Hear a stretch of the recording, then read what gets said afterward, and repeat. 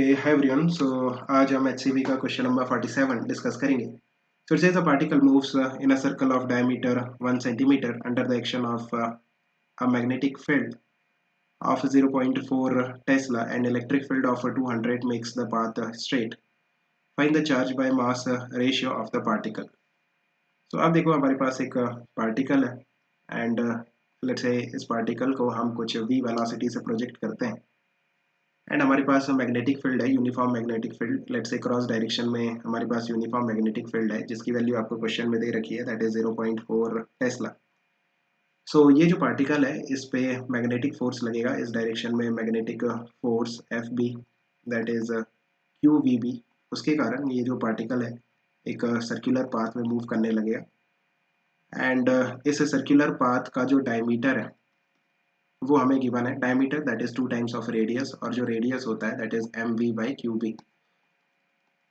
सो हमें डायमीटर का वैल्यू दे रखा है 1 सेंटीमीटर और you can say 1/100 metre that is equal to 2.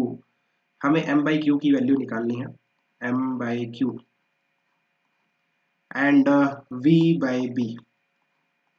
अब देखो ये जो v है ये हमें क्वेश्चन में गिवन नहीं है, मैग्नेटिक फील्ड हमें क्वेश्चन में गिवन है.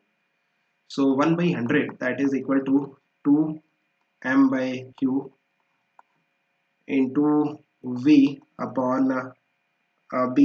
The magnetic field is given 0.4, right? जो मैग्नेटिक फील्ड की वैल्यू है दैट इज 0.4 जो कि क्वेश्चन में गिवन है. नाउ आपको ये रेशियो फाइंड आउट करना है मास एंड चार्ज का.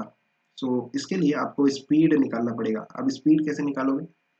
आपको क्वेश्चन में गिवन है कि अगर हम एक इलेक्ट्रिक फील्ड लगाते हैं, कितनी इलेक्ट्रिक फील्ड आपको लगानी है?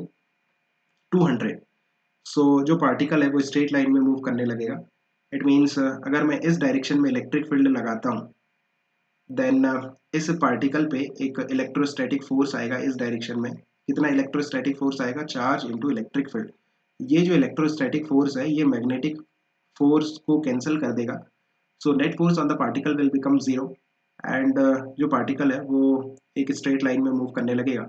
So what is the condition कि जो आपको इलेक्ट्रिक फील्ड लगानी है वो इस मैग्नेटिक फोर्स के अपोजिट डायरेक्शन में लगानी है और कितनी लगानी है?